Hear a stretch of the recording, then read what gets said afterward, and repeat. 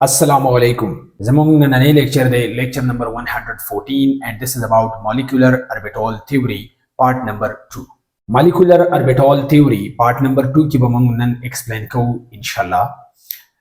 basic assumptions or main points of the molecular orbital theory. Molecular orbital theory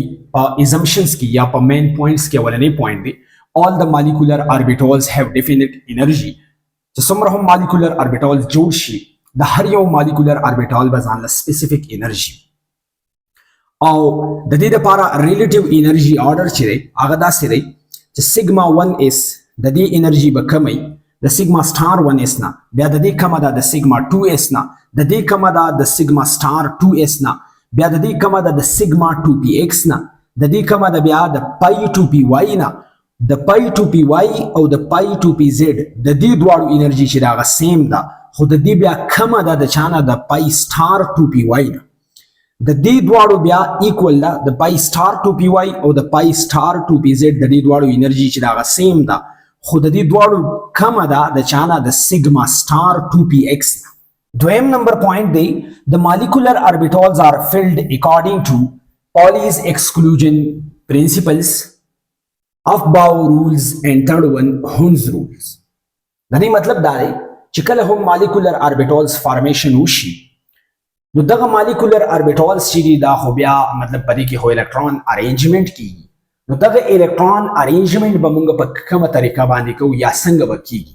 نو د دې پوینټ نه دا خبره کلیر شوله یا کنفیوژن ختم شو چې کله هم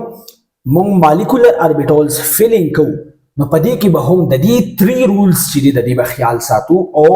د دې په د دې مطابق چې دی هغه فیلینګ بکو یعنی مطلب الکترونیک فیلینګ چې دی یا د الکترون ارینجمنت چې دی یا الکترونیک ډیسټریبیوشن چې دی هغه به د پالیز ایکسکلوژن پرنسپل مطابق د افباو رولز مطابق او د هونز رولز مطابق چې دی الکترونیک ارینجمنت بکو یا الکترونیک ارینجمنت یا الکترونیک ډیسټریبیوشن یا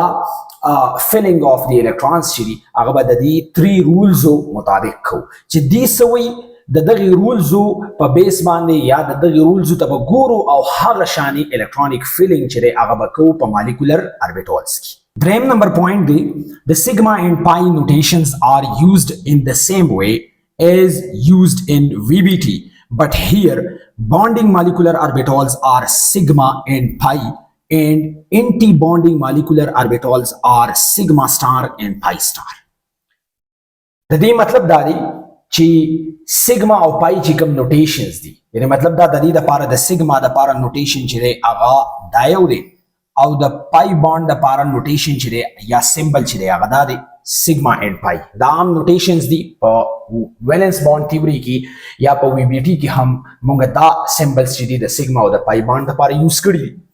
اوس دی وی چې دلته هم د سیګما او د پای بانډ لپاره د سیم نوټیشنز به موږ یوز کوو دغه نوټیشنز کم نوټیشنز چې موږ په ویلنس بانډ تھیوري کې استعمال کړي دي خو دلته چونکې د اوربیټالز خبر راځي مالیکولر اوربیټالز چې هغه موږ ویلي دي چې دا دوه قسم دي bonding molecular orbitals او anti bonding molecular orbitals نو د bonding molecular orbitals د لپاره به د قشانې سیمپل وی سیګما and pi